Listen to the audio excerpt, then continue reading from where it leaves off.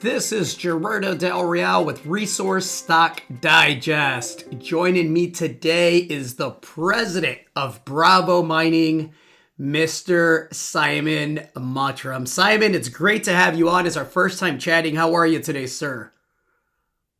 I'm great, thanks, Gerardo, and it's good to be here.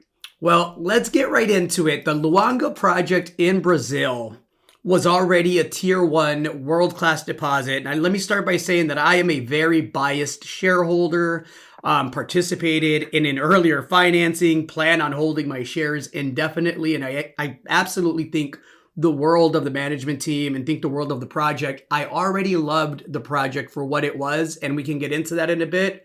But you're onto a new nickel-rich zone at the Luanga project that I want to talk about.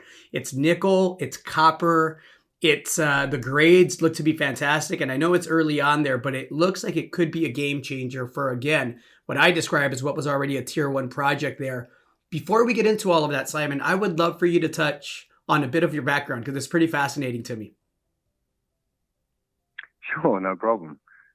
Naturally, I'm a geologist, born in the UK, left with my parents, emigrated to Australia and went to university in Australia. Obviously spent most of my formative years there, started life as a mining geologist, and then moved into exploration and probably predominantly feasibility studies and taking projects through to development. Spent a little bit of time in Indonesia during that time, and ultimately, I guess later in my career, as I progressed through to exploration manager in a couple of different companies, and then found myself working on layered ultramafic projects just like Luanga, starting in Australia. 3 years there with the company on a layered ultramafic project. It was a joint venture with Western Mining at the time, called Kohlrabi. From there, I went to Vietnam, working on a layered ultramafic project there, with success on doubling the resources and reserves of the mine. And I lived in Vietnam for 3 years. And then, of course, I met some people and got involved in copper, massive sulphides again, in Brazil. And basically been living here in Brazil for the last 12, 13 years, or getting over 12 years now.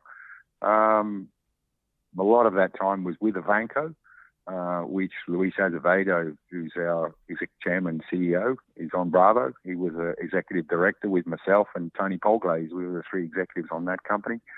And obviously, I think it was another great result. We took that from an exploration discovery, and in less than 5 years from the discovery hole to first concentrate sales. Picked up a number of other projects, and ultimately with 7 deposits across 3 projects, we were taken over by Oz Minerals for about 440 million Australian dollars. From there, I moved into another project in Brazil and had a crack at massive sulphide zinc, and then ultimately came to Bravo when Luis started putting that company together, and here we are again talking about massive sulphide. So I guess 20 years in massive sulphides of one metal or another. And there's been a nice string of discoveries and mine developments and putting mines into production along the way. Probably not a coincidence that you continue to make discoveries at top-notch projects, right? Which brings me to Luanga. What is it about the Luanga project that attracted you to it initially? And then we have to talk about the recent news with the new nickel-rich zone. There was already a central zone, and now you have a central and a north zone that are complementing each other. So what attracted you to Luanga? You have a clear history of monetizing assets. I can't imagine that you had to come back to get involved with anything less than you thinking it was a world-class project with the opportunity to do the same, value creation and wealth creation that you've been able to achieve in the past. Why Luanga?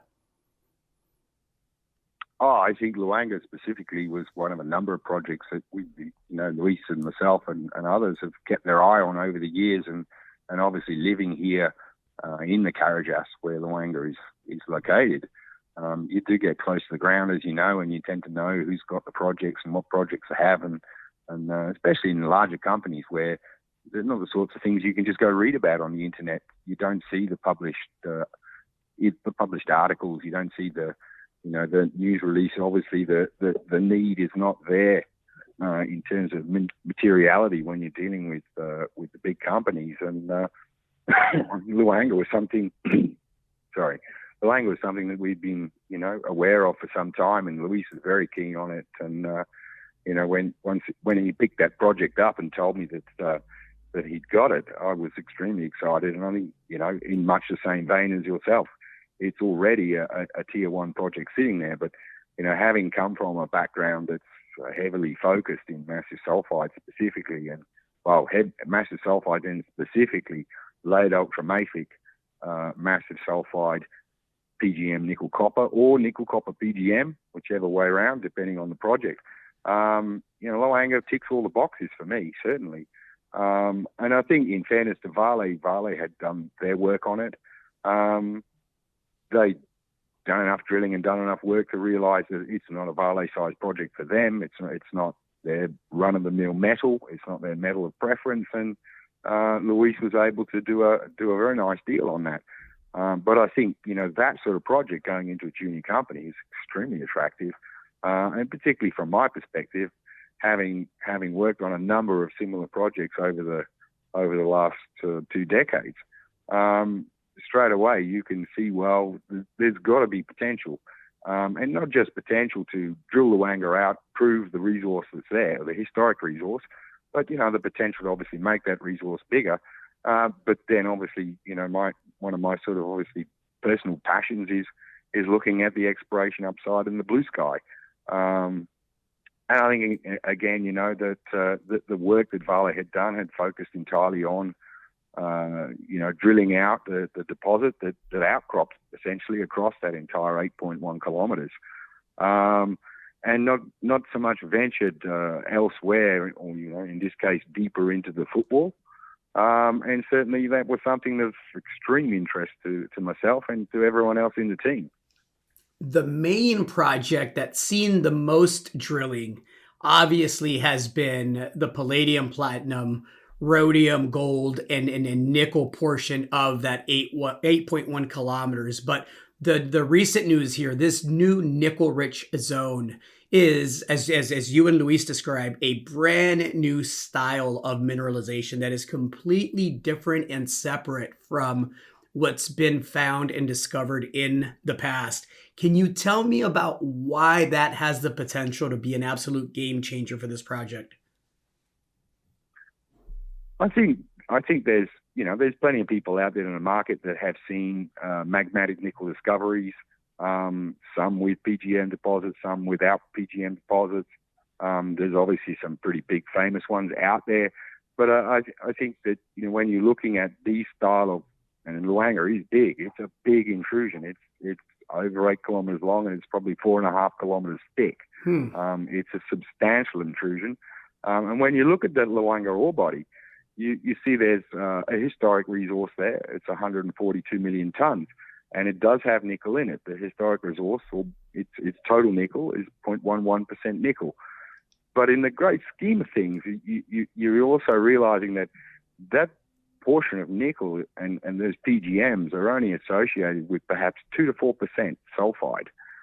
And there were some assumptions that were made very, very early on in the project, 20 years ago, where no one had encountered copper, no one had encountered massive sulphides. And so I guess we came into it and said, well, okay, is it a case of there is no copper, or is the copper somewhere else? And is the copper perhaps located where what we believe to be the missing mass, if you like, or the volume? Where is the rest of the sulfides? And in doing that infill drilling, I think we were always mindful of that. And, at the end of the day, hole 47, which had the 11 meters of massive sulfides in it, the northern sector of Luanga, we essentially stumbled on that during infill drilling 200-meter sections. But I think in all fairness, we were stepping back a little bit further just to make sure that we were tagging the hanging wall, or just seeing what's right on the edge, and we picked that up.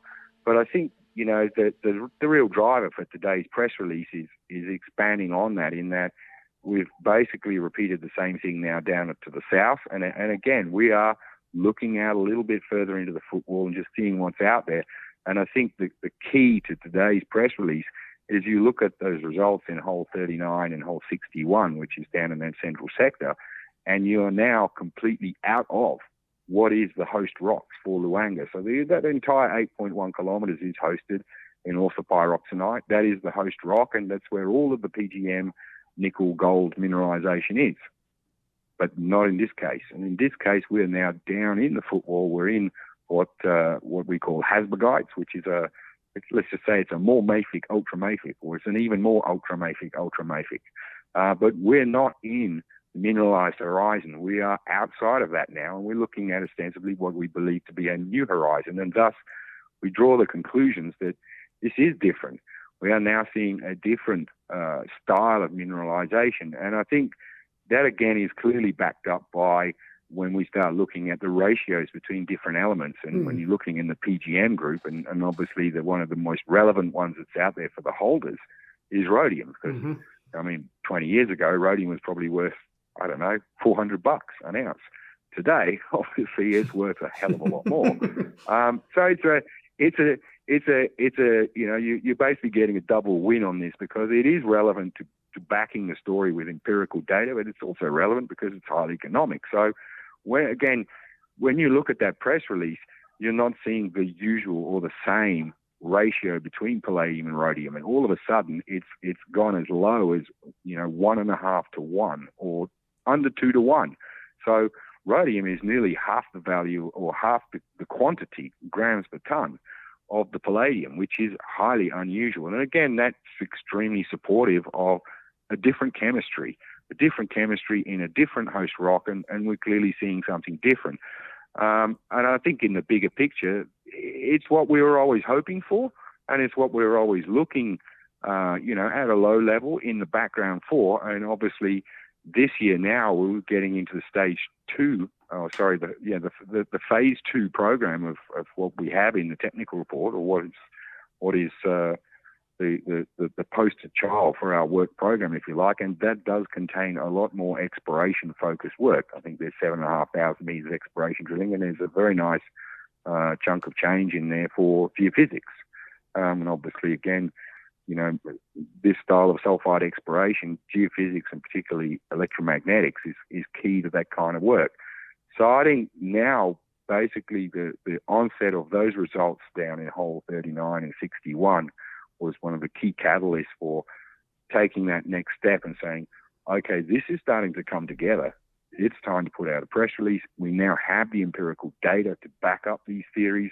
And obviously there's a lot more data behind that, but nobody wants a 250-page press release. But it's there, and we're obviously have a lot more confidence.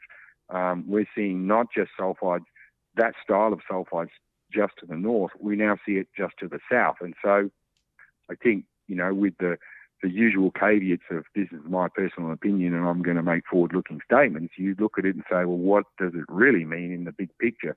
Is this leading into something else? You have a different style of mineralization.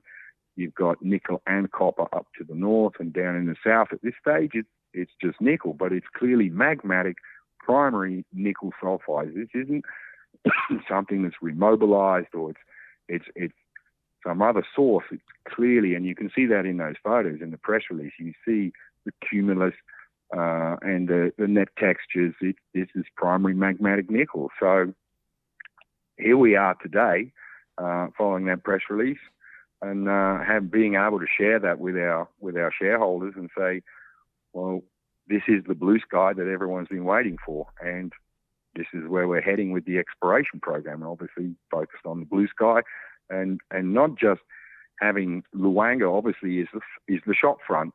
We're drilling that out. We're on target for our maiden 43-1 in the second half of this year. That program is going fantastically. People are seeing plenty of results flow, and there's obviously going to be the potential to extend that at depth, and that program will start coming on soon. You'll start seeing those sorts of information getting out to the market essentially before the resource lands, so that you can see, the shareholders can see the upside. But now we're ready to come out and show the public this is the blue sky side of Luanga, and this is where we're taking the exploration program, and we're obviously looking for nickel sulphides, ostensibly massive nickel sulphide copper, deeper in the deposit. So looking down into the basement of the intrusion, looking at where the fluids came up from deep down below, and looking for where we can find those heavier base metals deeper down in the system. And I think the evidence now strongly supports that is a significant potential, and it's a very real possibility. You've drilled a total of 144 drill holes. You have 76 that are still pending assays. I already loved the commodity mix with the palladium, with the platinum, with the copper, the rhodium, the gold, adding copper and nickel. And apparently, with this new discovery, it looks to me like you are vectoring in towards those higher grade zones. It's going to be an exciting rest of the year for Bravo. Simon, I want to thank you for your time. Anything to add to that?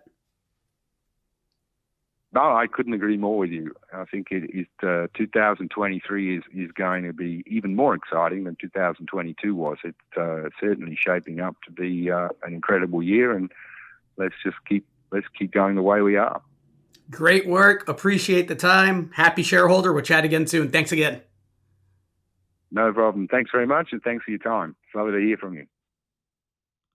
Hey everybody, Gerardo Del Real here. If you're enjoying the content that you just saw, you can let us know in 3 simple steps. Hit the like button, hit the subscribe button, and please share across your network and on social media. Take care, everybody.